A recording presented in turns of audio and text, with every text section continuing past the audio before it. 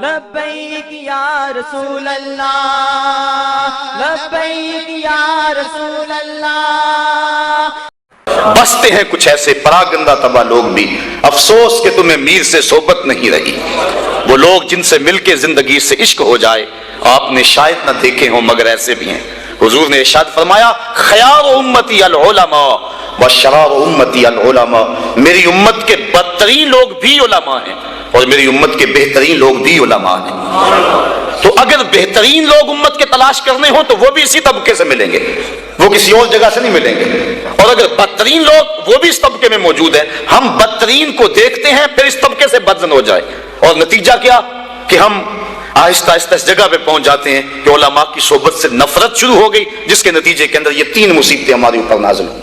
پہلی مصیبت یرفع البرکۃ من کسبہم، رزق سے برکت اٹھا لی گئی، اور دوسری بات کہ ظالم حکمران مسلط کر دیے گئے، اور تیسرا دنیا سے بغیر ایمان کے چلے جانے کا اندیشہ پیدا ہوا۔ اور آج ہے نہیں، لوگ بیرون ملک جانے کے لیے مرزائی لکھ رہے ہیں، کتنے لوگ ہیں ایسے۔ ایمان کا سودا کرنا تو بڑا آسان ہو گیا اس دور کے اندر، چائے کی پیالی میں لوگ دین بیچ رہے ہیں، کیا کچھ نہیں ہو رہا ہے۔ اللہ اکبر۔ حضور نے توبہ توبہ، حضور نے نشاندہی کی تھی کہ آدمی صبح کو مومن ہوگا اور شام کو کافر ہوگا، یصبح مومنا ویمسی کافرا، صبح مومن ہوگا شام کو کافر ہوگا، اور پھر فرمایا شام کو مومن ہوگا صبح کو کافر ہوگا۔ لا یبقى من الاسلام الا اسمہ ولا یبقى من القرآن الا رسمہ مساجدہم عامرۃ وہی خراب من الہدی، وقت آئے گا کہ قرآن صرف رسم کے طور پہ پڑھا جائے گا، اسلام صرف نام کا رہ جائے گا، مسجدیں زیب و زینت کے لحاظ سے تو آباد ہوں گی لیکن ہدایت کے نور سے خالی ہوں گی۔ جس دور کی نشاندہی کی گئی تھی، کیا وہ آپ دور موجود نہیں ہے؟ امام غزالی فرماتے ہیں جس دور کی نشاندہی اللہ کے رسول نے کی ہے، آج سے صدیوں قبل امام غزالی ہوئے ہیں، فرماتے ہیں وہ میرا دور ہے۔ امام غزالی فرماتے ہیں جس دور فتنہ کی نشاندہی حضور نے کی ہے وہ میرا دور ہے، اور یہ دور جس سے ہم گزر رہے ہیں یہ دور کیسا ہے؟ آج کیا ہو رہا ہے؟ حدود اللہ کو پامال نہیں کیا جا رہا، اسمبلیوں کے غنڈے اور بدماش اللہ کی حدود کو توڑ نہیں رہے، ان کو کون روکنے والا ہے؟ نہ ممبر سے آواز اٹھ رہی ہے نہ محراب سے آواز اٹھ رہی ہے، حجرہ نشین بھی تسبیح پھیر رہے ہیں۔ حضرت داتا گنج بخش علی اجمیری کشف المعجوب میں لکھتے ہیں کہ حضرت ابو اسحاق اسفرائینی جنگل میں گئے تو وہاں دیکھا کچھ صوفی گھاس کھا کے گزارا کر رہے ہیں، گھاس کھا لیتے ہیں اللہ اللہ کرتے ہیں۔ تو امام ابو اسحاق اسفرائینی جلال میں آگے فرمایا آکلۃ الحشیش ہا ہونا انتم وامۃ محمد فی الفتن، تم یہاں گھاس کھاتے پھرتے ہو اور نبی کی امت فتنے میں مبتلا ہے۔ اللہ کو ایسے صوفیوں کی، ایسے تسبیح پھیرنے والوں کی ضرورت نہیں ہے، وہ تو ان لوگوں کا چاہنے والا ہے جو اللہ کے نام پہ سب کچھ قربان کر دیتے ہیں اور اپنا گھر کا سارا اثاثہ اپنی ہتھیلی پہ سجا کے کربلا کے میدان میں آ جاتے ہیں۔ تو آج کیا ہو گیا ہوا ہمیں اور ہم کس جگہ پہ کھڑے؟ یہ ایک الگ دکھ رہا ہے، اگر اس مضمون کو میں چھیڑ لوں تو یہ بھی ختم ہونے پہ نہ آئے۔ آج امت جس مشکل حالات میں کھڑی ہے اور پوری دنیا کے مسلمان جہاں کھڑے ہیں، آج کسی سے مخفی نہیں، اور ہمارے حکمران کیا کر رہے ہیں، اور جو ذمہ دار لوگ ہیں جن کو اسلام کے نام پہ ہم نے ووٹ دیے تھے اور اسمبلیوں میں بٹھایا تھا کہ تم اسلام کی آواز کو دبنے نہیں دینا، وہ کیا کر رہے ہیں کس سے بھی مخفی نہیں ہے۔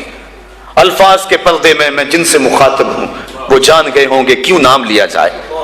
سب کو پتا ہے کہ آج کیا ہو رہا ہے اور کیسی سودے بازی ہو رہی ہے، اور لوگ دین کو بیچ رہے ہیں، سرے ممبر بیچ رہے ہیں، اپنا دین ایمان بیچا جا رہا ہے۔ تو یہ قرب قیامت کی نشانیاں ہیں۔ تو آج وہی بچے گا جو اللہ کی کتاب قرآن مجید کے ساتھ لگ جائے گا۔ اچھے لوگ تلاش کرے، ضرورت ہے ہماری تلاش کرنا۔ اگر اچھے لوگ کم ہو گئے تو ہم کہتے ہیں چلو نہیں تو نہ صحیح، یہ ہم کیسے کہہ سکتے ہیں جبکہ ہماری ضرورت ہے؟ ہم جگہ جگہ سے ڈنک کھائیں، جگہ جگہ سے ڈسے جائیں، ان اچھے لوگوں تک پہنچنے کی کوشش کریں۔ یہ دنیا چکی ہے اور اس کے 2 پڑوں کے نیچے جو بھی آ گیا وہ کچلا جائے گا، بچے گا وہی جو کلی کے ساتھ لگ کے رہے گا۔ تو ہم نے اس کلی کو تلاش کرنا ہے، وہ کہاں ہے؟ ہم کہتے ہیں کوئی بات نہیں، ہم کیا کریں جی؟ نہیں، قیامت کے دن پوچھ کاروبار کا پتہ ہے ہمیں، کہاں نفع ہے کہاں نقصان ہے، کہاں سودا دینا ہے کہاں نہیں دینا ہے، کہاں کس منڈی سے 2 نمبر مال ملتا ہے کہاں سے 1 نمبر مال ملتا ہے، ہمیں سب پتا ہے۔ دنیا کا سارا شعور اور فہم و ادراک ہم رکھتے ہیں، اور یہاں آ کر ہم بولے بن جاتے ہیں جی ہمیں کیا کریں، ہمیں تو کوئی صحیح ملا ہی نہیں گا، تم ڈھونڈو تو صحیح۔ ایسے لوگوں کو تلاش تو کرو، در در کی خاک تو چھانو، ایک دن وہ ملیں گے جن کے ملنے سے زندگی پیاری لگنے لگ جائے گی، جن کی قربت میں بیٹھ کے اللہ یاد آئے گا، اور جن کی صحبت تمہیں مالک کے قریب کر دے گی اور تم گناہوں سے خود بخود نفرت کرنے لگ جاؤ۔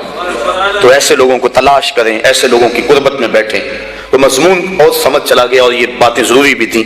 بہرحال وسیق الذین اتقوا ربهم الی الجنۃ زمرا، وہ لوگ جنہوں نے تقوی اختیار کیا وہ جنت کی طرف جو ہے وہ گروہوں کی شکل میں جائیں گے۔ یہ کون لوگ؟ جنہوں نے تقوی اختیار کیا۔ اللہ اکبر۔ اور تقوی کیا ہے؟ گناہوں سے قلبی نفرت کا نام ہے۔ حضرت شیخ جہانگیر سمنانی رحمۃ اللہ تعالی علیہ فرماتے ہیں، آپ فرماتے ہیں تقوی یہ ہے کہ نیکی کرنے کے باوجود بھی ڈرتا رہے، پتہ نہیں میری نیکی بھی قبول ہوئی ہے کہ نہیں، یہ تقوی ہے۔ حضرت علی المرتضیٰ فرماتے ہیں کہ اپنی عبادات پر اعتماد نہ کرنا تقوی ہے۔ اور حضرت عمر فاروق کا عمل ہمارے سامنے موجود ہے کہ عید کے دن رو رہے تھے، چھوٹی عید کے دن۔ اس نے پوچھا آج تو ہر کوئی خوش ہے اور آپ رو رہے ہیں؟ کہا مجھے نہیں پتا کہ میرے روزے قبول ہوئے ہیں یا کہ نہیں، اگر قبول ہوئے تو پھر میرے لیے خوشی کی بات، اور اگر قبول نہیں ہوئے تو میرے منہ پہ مارے گئے، اس لیے میں چونکہ قطعاً جانتا نہیں اس لیے رو رہا ہوں کہ پتہ نہیں میں کن لوگوں میں سے ہوں۔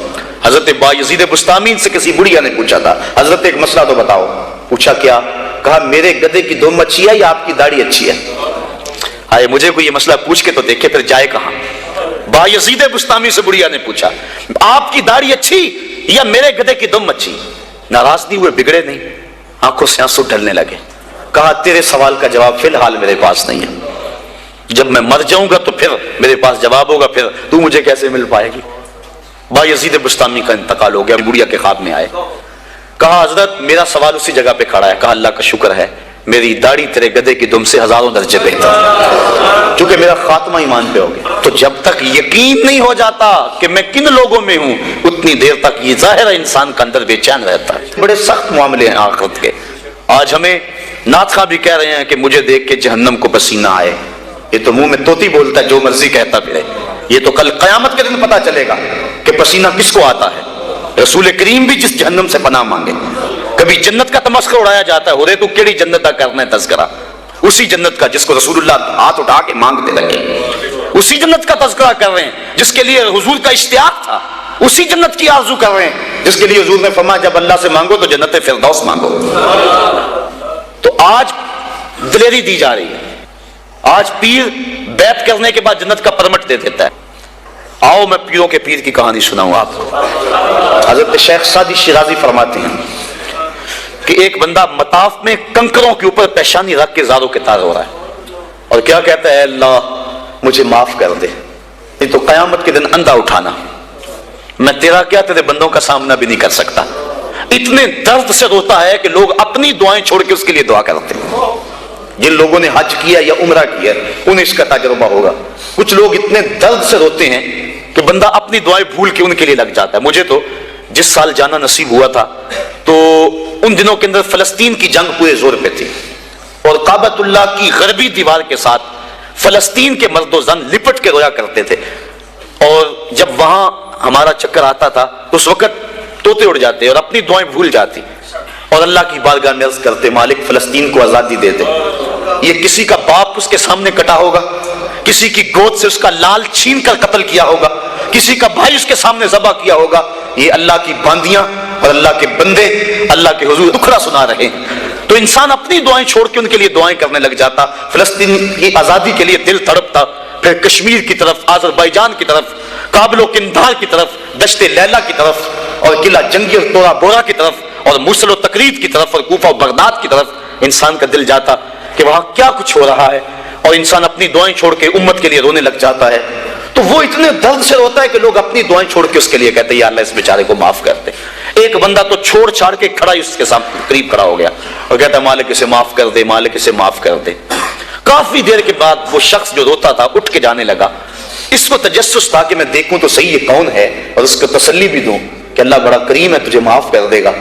جب اس نے جھک کے جھانک کر دیکھنا چاہا تو چیخیں نکل گئیں، کیوں کہ فائزہ ہوا شیخ عبد القادر جیلانی، یہ زاروں کے تار رونے والا وقت کا غوث شیخ عبد القادر جیلانی، حضرت سری سختی رضی اللہ تعالیٰ عنہ نے جنید بغدادی کو بلایا. حضرت جنید بغدادی کے وہ ماموں بھی لگتے ہیں رشتے میں اور پیر بھی لگتے ہیں. یہ پیر مرید کی کہانی سنا رہا.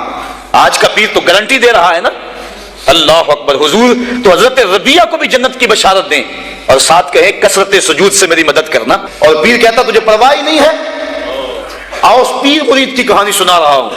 حضرت جنید بغدادی فرماتے ہیں میرے ماموں نے تنہائی میں مجھے بلایا اور مجھے وصیتیں کی. جب ایک وصیت کی تو میرے پاؤں تلے سے زمین نکل گئی.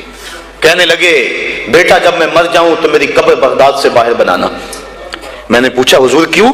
فرمانے لگے میری بدعمالیوں کی وجہ سے کہیں بغداد کی مٹی میری لاش کو قبول کرنے سے انکار نہ کر دے اور میں لوگوں کے سامنے رسوا نہ ہو جاؤں.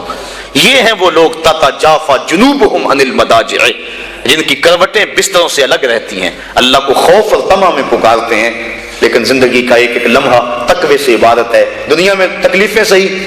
حضرت امام جعفر صادق ساری زندگی ٹھنڈا پانی نہیں پیا. فرماتے تھے کیا خبر کہ اس کے حساب میں چکرا جاؤں. اور آپ کے مریدین بیٹھے ہوئے ہیں, آپ بھی بیٹھے ہوئے ہیں, لوگ بیٹھے ہیں. کہا یار آج ایک دوسرے سے وعدہ نہ کر لیں. کہا کیا؟ کہا ہم میں سے جو بھی جنت میں جائے وہ دوسروں کو ساتھ لے کے جائے. غلاموں نے کہا حضور ہم آپ سے وعدہ کریں, ہم تو آپ کے سہارے پہ بیٹھے ہوئے ہیں. کہا تم نہیں جانتے آخرت کے معاملے بڑے سخت ہیں. یہ امام جعفر صادق کہہ رہے ہیں, یہ ان کی زندگی ہے. تو ذرا دیکھیے یہ تقویٰ ہے, یہ خشیت ہے. اور ٹھنڈے پانی سے بھی گریز کر رہے ہیں. 3 چیزوں کا حساب نہیں ہوگا قیامت کے دن. ضرورت کے وقت کھانا پینا اور ستر عورت کے لیے کپڑا لباس اور ضرورت کا مکان. ان 3 چیزوں کا حساب نہیں ہوگا. اس کے علاوہ جو بھی نعمت اللہ نے دی ہے ثم لتسألن یومئذ عن النعیم. اللہ قرآن میں کہتا ہے ہر نعمت کے بارے میں پوچھا جائے گا.